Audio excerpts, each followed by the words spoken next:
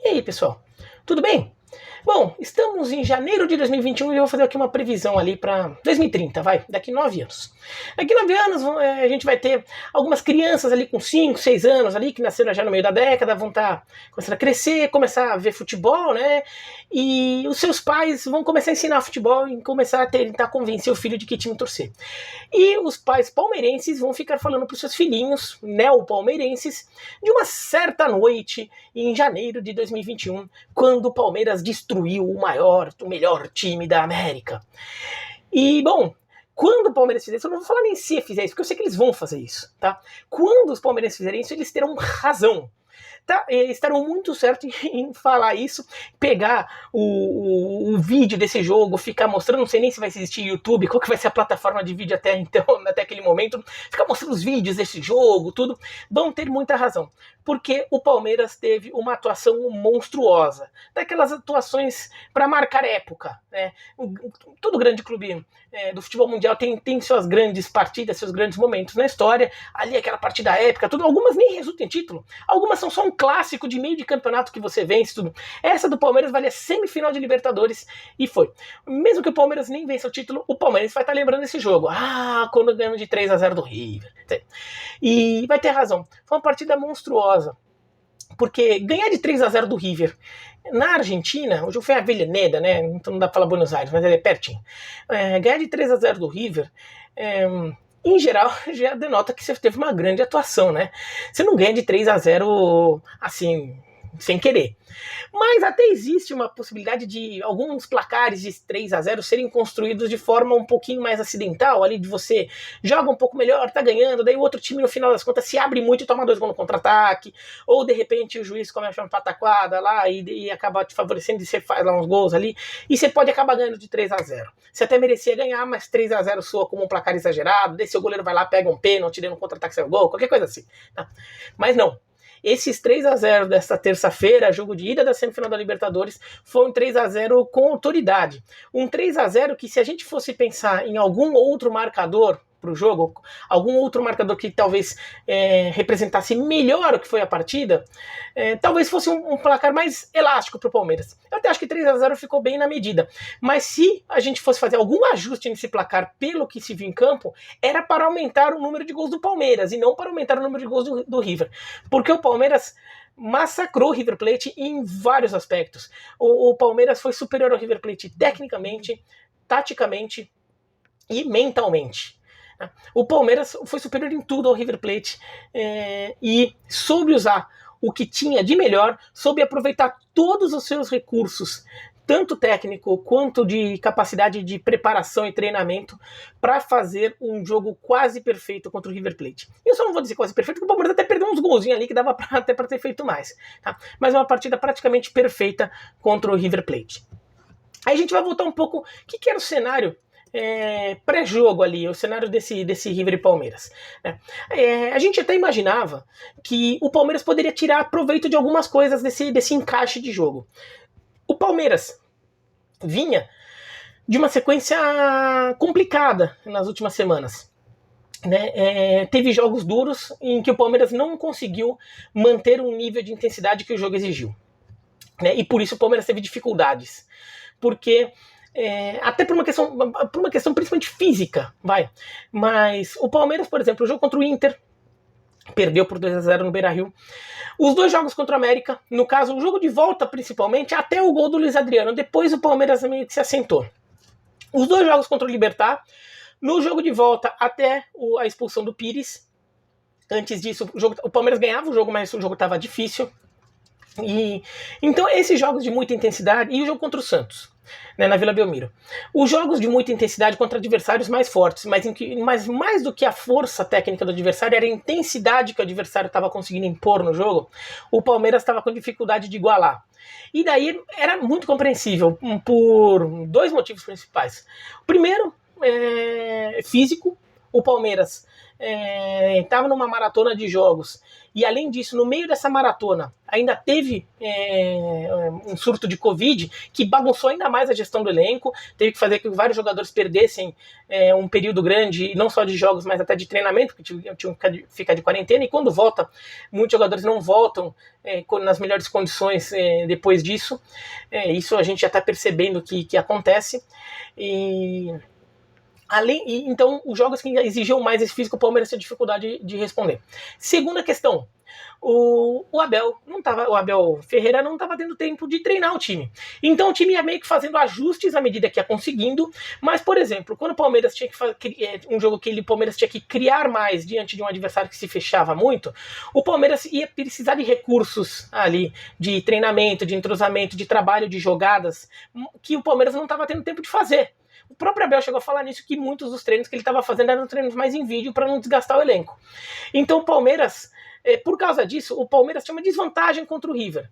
Jogo intenso. O River é um time que joga com muita intensidade, é um time que não dá mole, é um time que quando pega a bola já está querendo achar algum espaço na área do adversário para agredir o adversário. Não é um time que fica tocando a bola com paciência. Tá? Então é um time que está toda hora te fustigando.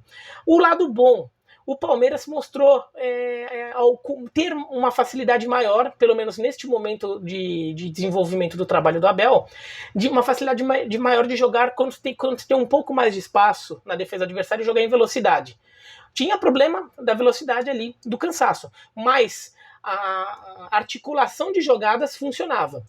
E o Palmeiras foi bem com o Abel quando estava com o físico rendia e tinha esse espaço. O Palmeiras teve alguns grandes jogos, até antes do Abel, teve com o André Cebola, teve até aquela vitória por 3-0 sobre o Atlético Mineiro, que para mim era até um exemplo do que o Palmeiras poderia ter de cenário ideal contra o River Plate. Tá?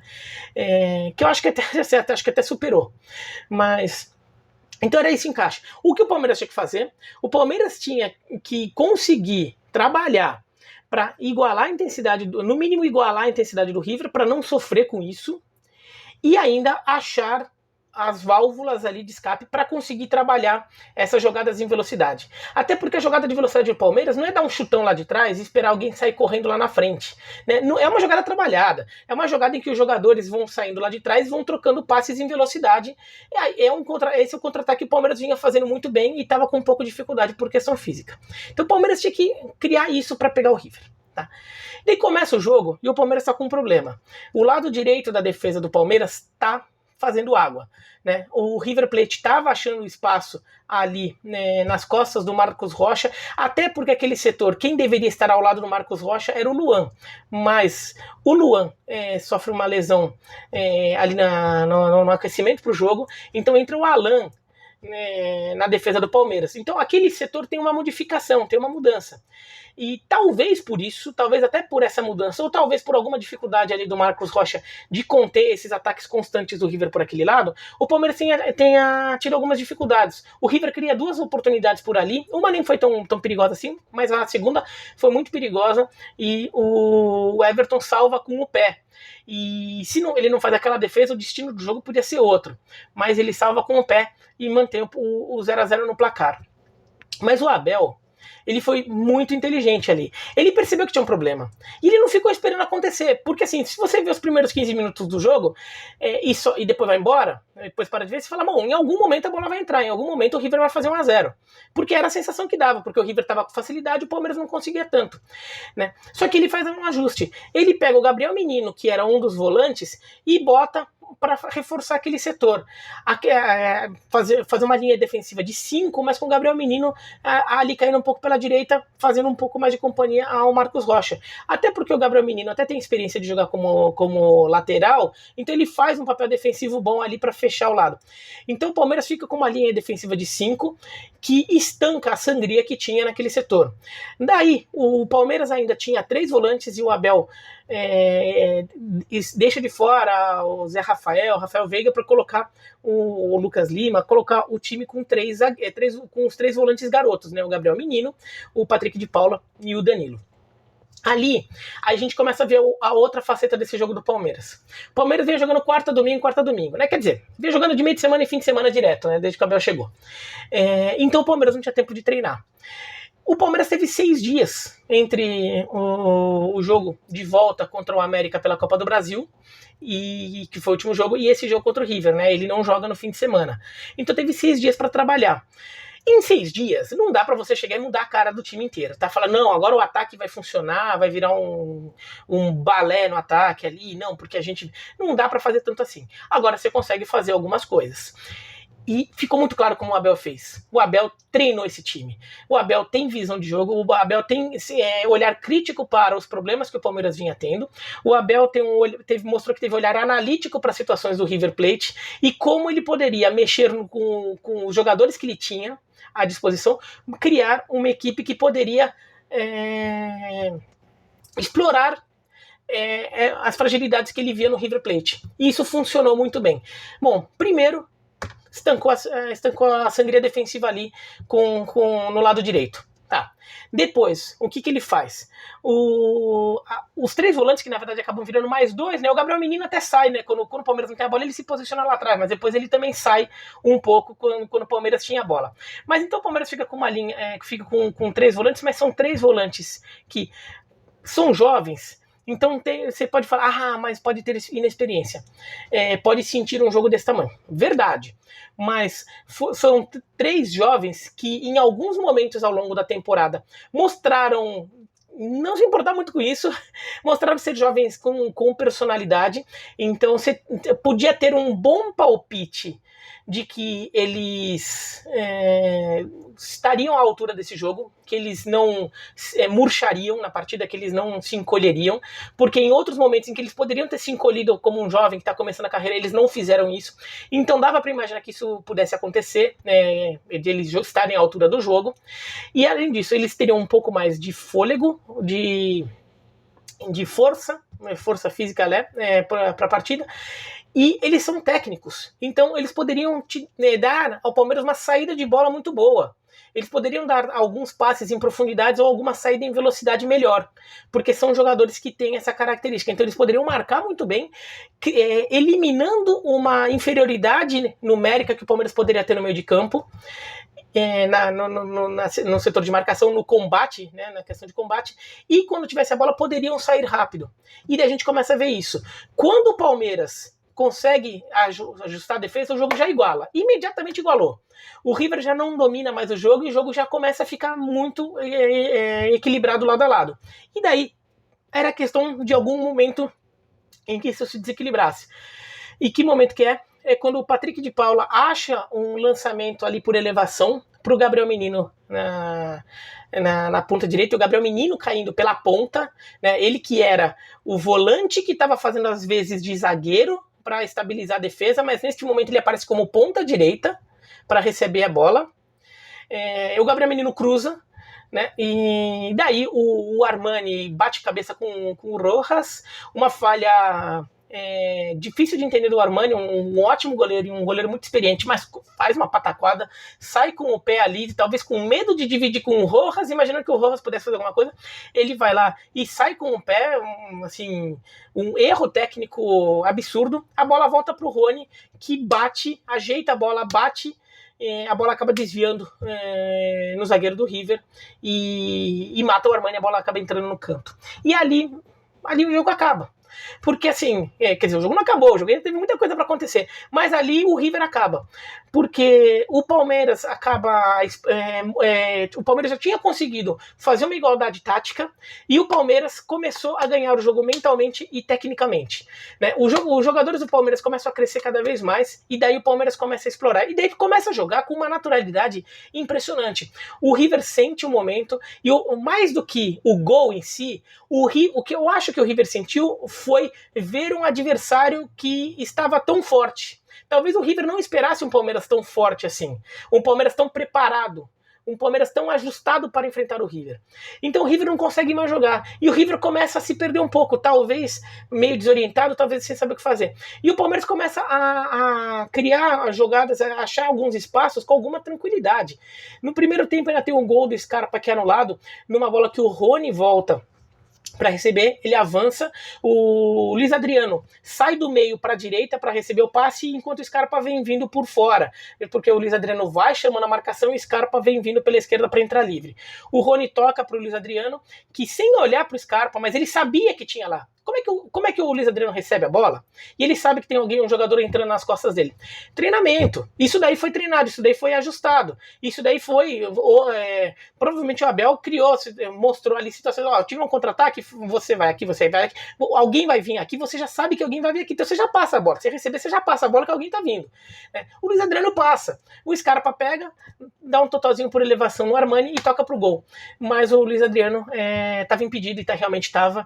E o juiz marca impedimento. O Bandeira marcou na hora, né? O VAR só confirmou. Teve gente que até acha que o Rony poderia ter passado direto pro Scarpa, e dava mesmo, era um passe em diagonal ali que o Scarpa estava livre, né? Seria um passe muito bom. Eu só acho que seria um passe muito arriscado, porque passar para frente ali pro Luiz Adriano, que está se projetando para receber, é um passe mais fácil do que passar em lateral, que se você erra a força do passe, o passe vai muito forte, a bola acaba caindo mais para lateral, e daí o Scarpa perde todo o ritmo, né, de ir para frente em direção ao gol, ele tem que cortar para lateral e daí o contra-ataque se perde. Talvez o Rony não tenha se sentido tão seguro para fazer esse passe e deu passe para o Luiz Adriano.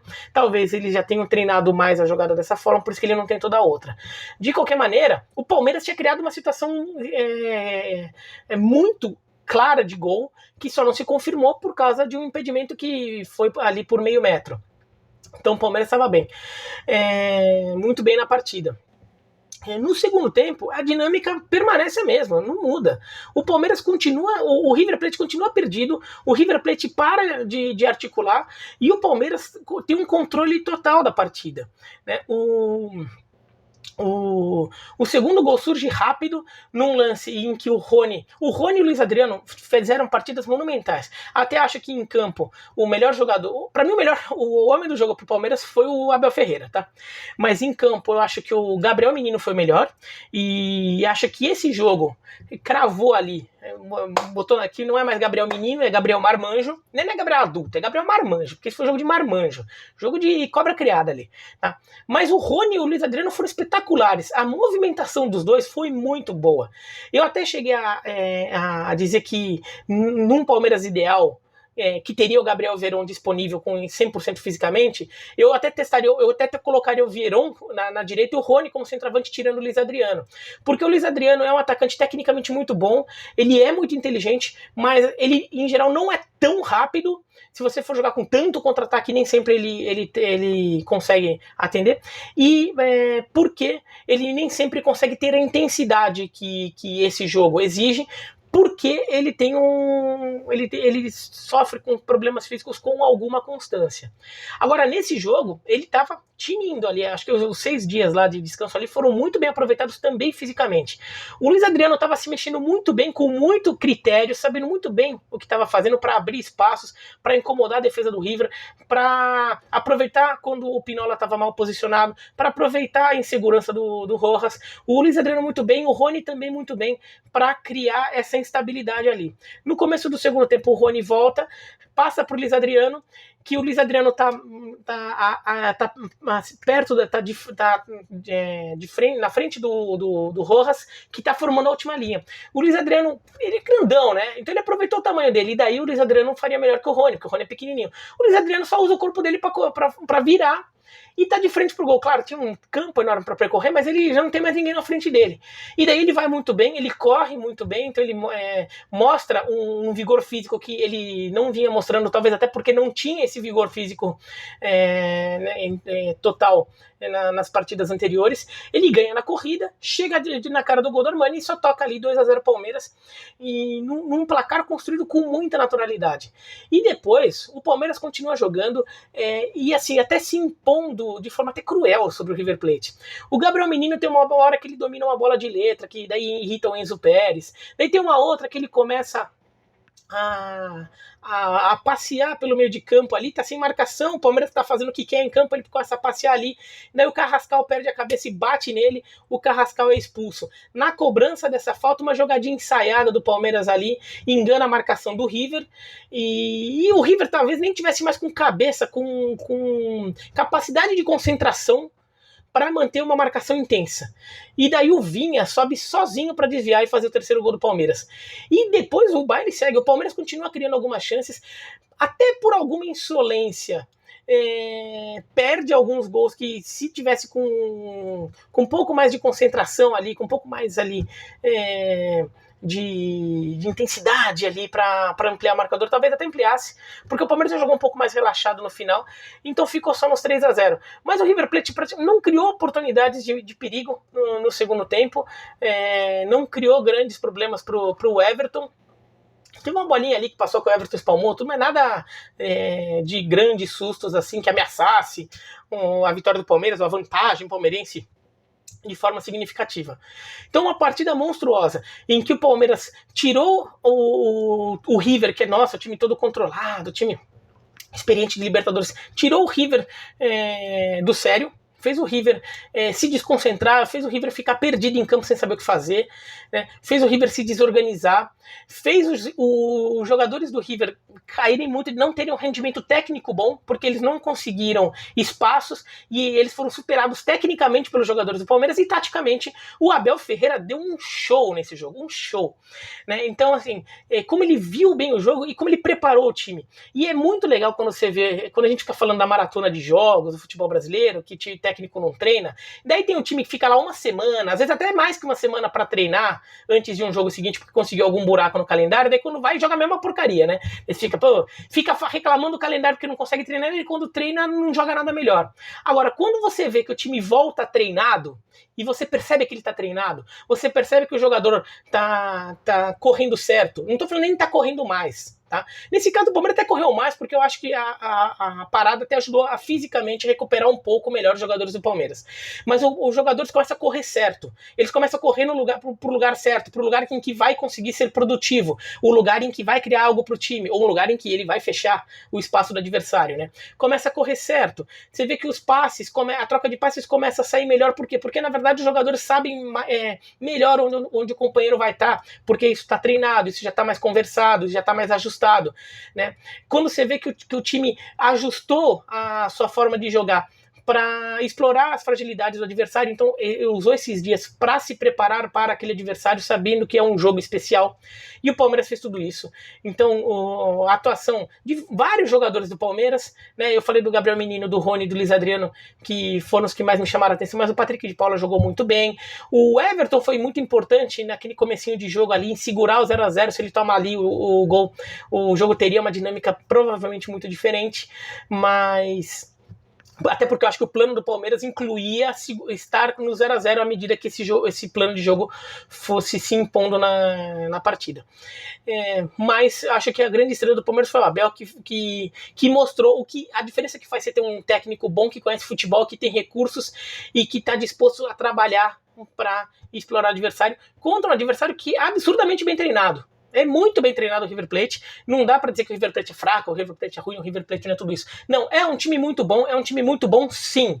Tá? É o time que eliminou o São Paulo da Libertadores outro dia. Tá? É um time que meteu 6 no Nacional de Montevidéu. É um time realmente muito bom.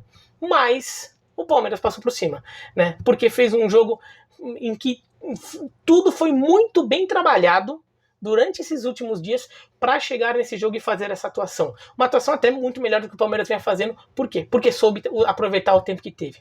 Então, partida espetacular do Palmeiras. Vai ter muita criancinha palmeirense que ainda nem nasceu ou que tá para nascer ali, que vai começar a ouvir histórias desse jogo aí por um bom tempo, mesmo que o Palmeiras não ganhe o título. Vai falar, não, porque é uma grande atuação, como um técnico é capaz de mudar o jogo, né? Entendeu? Esse Gabriel Menino, depois que o Gabriel Menino de repente estoura na carreira, não, mas a primeira, o Gabriel Menino já mostrou que era bom naquele jogo, entendeu? Vão ter histórias e mais histórias desse jogo, porque é um jogo com potencial para isso. Tá? E se um papai palmeirense fizer isso no futuro, ele vai ter razão. Tá? E se um papai palmeirense estiver fazendo isso, já pode deixar aqui nos comentários que história vocês vão contar para os seus filhinhos que vocês estão querendo transformar em novos palmeirenses. Tá bom? Se você gostou do vídeo, dá joinha, não gostou não. Se inscreve no canal, clica no sininho para receber notificação. Escreve aqui embaixo o que vocês acham. Tchau, tchau.